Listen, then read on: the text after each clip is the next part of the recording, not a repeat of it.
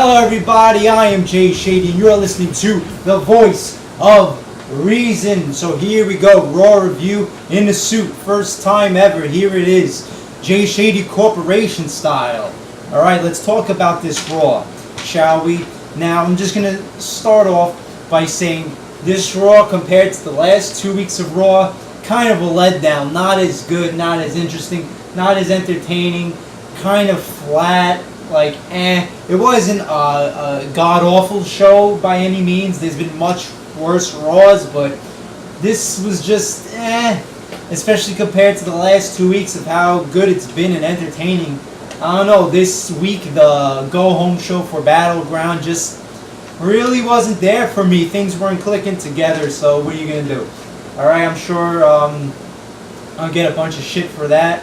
But people always, the majority of people love when I say Raw was bad, so there you go to the majority. But, there's going to be one person there, and I know who that person is, you know who that person is, who's going to say, oh, you're flip-flopping on your reviews, and 1 week you hate it, 1 week you love it, what's wrong, you get off of YouTube. I'm going to be here for a while, so deal with it, buddy. Alright, so here we go. It opens up with CM Punk coming out. Basically, he just reiterates that he wants to kick Paul Heyman's ass, and Curtis Axel's ass, and Ryback's ass. And then Brad Maddox comes out and says if he's looking for a fight, he has somebody for him. And Biggie Langston comes out. I kind of forgot for the better that Biggie Langston was a person, a talent in WWE. But, I liked him better when he was not on TV. But, he's back on TV. I haven't seen him in a while. And it's unfortunate because the guy sucks. So we get a CM Punk versus Biggie Langston match. That was just boring. Biggie Langston beating up Punk for like 85-90% of the match. Then Punk gets the win. But the promo was okay, nothing spectacular. The opening promo, the match sucked, so not the greatest start. Then you get Fandango versus Kofi Kingston. Last week we got some good matches, the same with the week before. But now you get these bullshit matches, these I don't give a shit matches, these bathroom breaks. Fandango versus Kofi Kingston. Kofi Kingston gets the win, and then the Wyatt family comes out for no reason whatsoever, and they cut a promo. It's not even like they beat down Kofi Kingston. I think Vince and Co just has no idea what to do with the Wyatt family right now, so, it just felt just random. That was the problem, it was just random, out of place. Why is the Wyatt family coming out right now? What are they doing? They're doing nothing. WWE has dropped the ball so far with the Wyatt family. Then you get Los Matadores, the debut of Los Matadores, a.k.a. Primo and Epico with a little midget, little bull midget. Yay, so entertaining. And this was not good. Primo and Epico versus 3MB. Pretty boring match. The crowd thought it was boring. They were chanting boring. They're just goofballs in pink, like Zorro masks with a little hornswoggle bull. I don't care for it. I mean, nobody cared about Primo and Epico. Nobody cares about Los Matadores. It's boring shit. More boring shit for the WWE. And Primo and Epico get the win. And they're trying to advertise it like it's like the greatest debut of all time, the greatest entrance of all time. Are you serious, bro? Really? All right. Then you get the Road segment. This was the best part so far, the Road segment. I love this storyline. I mean, what's not to love with this? You have legends, you have Goldust, you have Dusty Rhodes, you have Cody Rhodes being given a good push here. The Corporation 2.0, it's all great. So the Rhodes come out, Triple H and Stephanie are there, and they're saying that they're going to give the Rhodes one last opportunity. At Battleground, there will be Cody and Goldust versus the Shield Tag Team Champions. And if the Rhodes lose the match, they will never work for the WWE again. If they win, they will all get signed to a contract. And then Dusty Rhodes says, I want to be in the corner for my family, and the McMahons acknowledge that and let that be part of the stipulation. And then they bring out the Shield to beat up all the Rhodes. Great shit. Looking forward very much to that match. Easily one of the top storylines going on right now. Most interest. Cody Rhodes hasn't been this interesting in forever. Goldust is being given, TV time, like good TV time.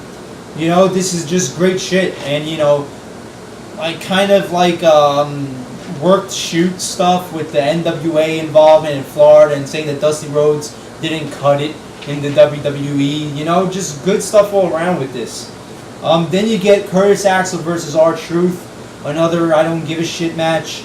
But the end, it ends with CM Punk's music goes off during the match to distract Curtis Axel, and R-Truth gets the victory.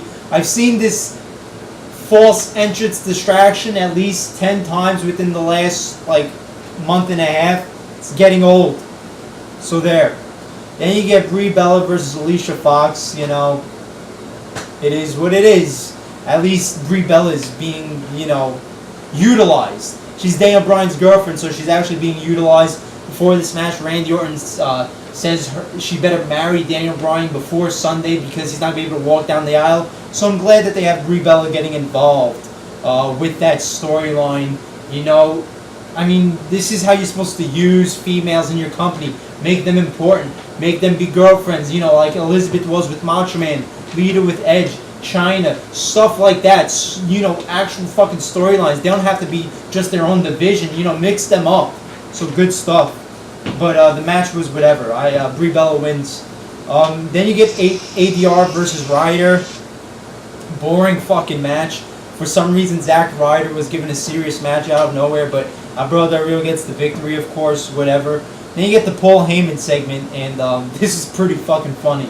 You know, you get all these, you know, homo innuendos from Paul Heyman, like he's got gay feelings for Ryback, and it's pretty hilarious. Like he's saying that Ryback is beautiful, he's been kissing him on the cheek, and he says that he's going to propose to Ryback, and he brings out Ryback, thanks Ryback for everything. He says he wants to make an honest man out of Ryback. I just started cracking the fuck up. You know, just so surreal, but great.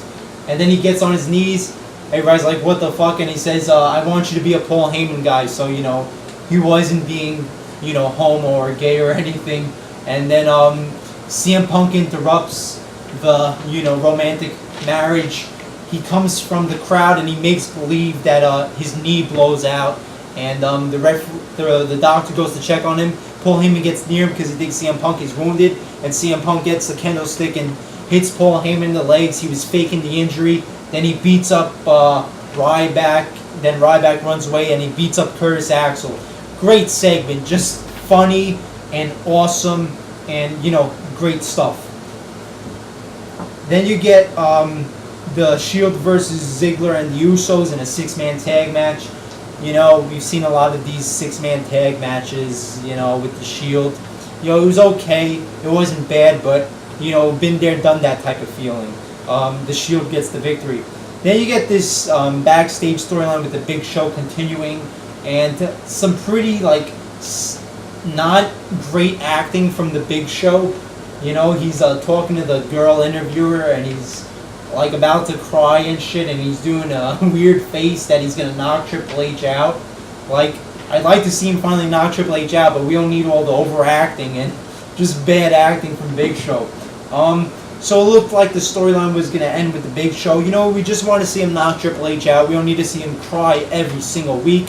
Let's get to the point. But we don't.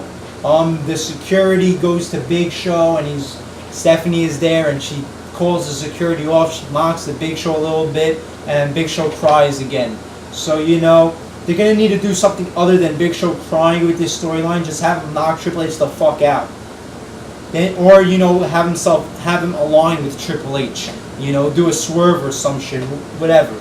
Then you get Cesaro versus Santino. You know, just boring fucking shit. Santino being a goofball. He has Great Khali and Hornswoggle with him.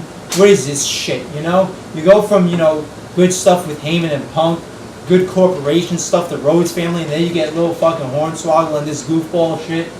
Santino gets the victory, you know. It's just like, what? Why? Seriously, just why? And that new move that Cesaro does where he spins the guy around, they're trying to, like, promote it like it's this great thing. It's just stupid.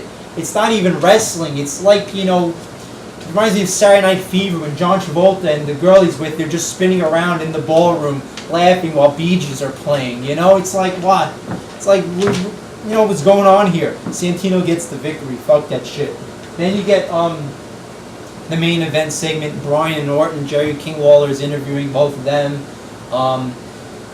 Bryan says, that he's going to beat Randy Orton, and then Randy Orton's talking about Brie Bella, and he says, Brie Bella, there must be something wrong with her if she instead of wanting to be with a virile, handsome man, she chooses to be with a barnyard animal, and that's when shit got serious. Daniel Bryan started beating up Randy Orton, but then eventually Randy Orton got the upper hand, and then Brie Bella comes out screaming, telling Randy Orton to stop. Randy Orton does the fucking DDT off of the ring apron onto the floor.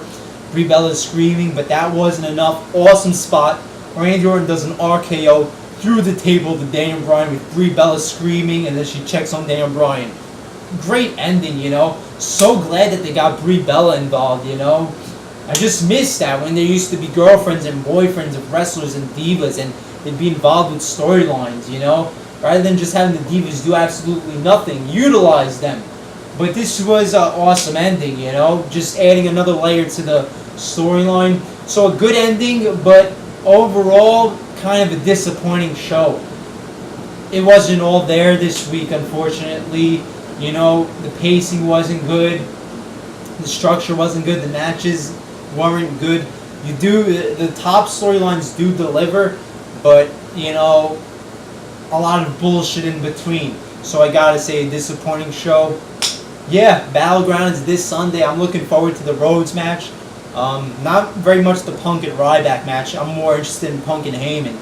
But and also the Randy Orton, Daniel Bryan match. So we'll see. It could be an okay show. Could be okay to good. We'll see how it goes. All right, I'll do predictions for that show later on in the week, and then a review, and yay, all that stuff. So it's time for the guy with the suit to get out of here. As always, I am Jay Shady, the voice of reason. Like, comment, subscribe, and I'll see you later.